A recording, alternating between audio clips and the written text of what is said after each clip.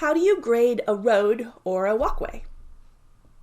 There's two major goals, design goals here. One is to create a uniform slope, all right? And that means an even and consistent slope, and you'll see it on your grading plan with equally spaced contours.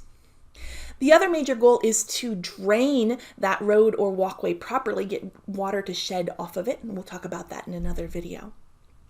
Now in this discussion, I'm going to say roads throughout the rest of this video because it's hard to say roads and walkways, but just keep in mind that this works for pathways, walkways, sidewalks, etc. as well. Roads can run either parallel or perpendicular to your contours, or kind of a combination of the both, as we'll see. All right. Here's parallel, a road running parallel to contours, and this will kind of be the minimum amount of grading and cause less erosion as well. So in general, if you're laying out a site, it's nice to reduce your grading by aligning the road with the contours. Right?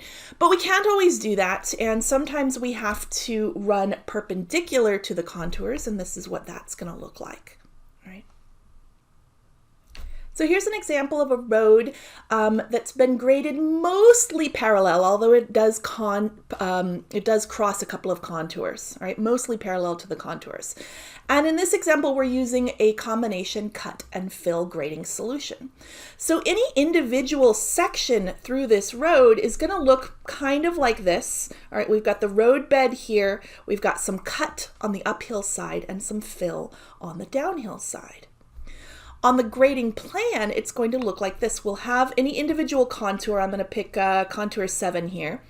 And the natural contour comes along, and then we fill a little bit right here on the downhill side. We come across straight because we want our road to be flat, right? We come across straight on the road bed itself, and then we're going to match back up with a little bit of cut, all right, on this side until we meet the grade, and then the contour will continue as it goes continuously across the site.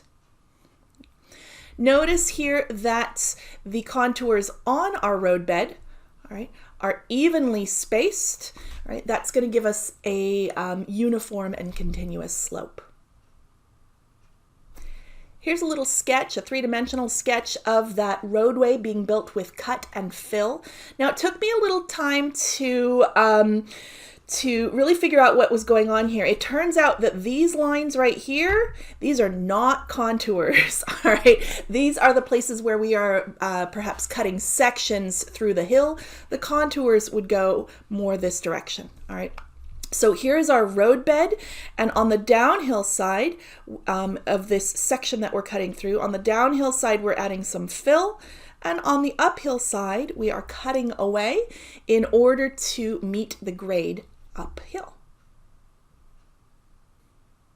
Although it's most common to use a combination of cut and fill, shown over here on the right, you can use a cut-only solution and a fill-only solution.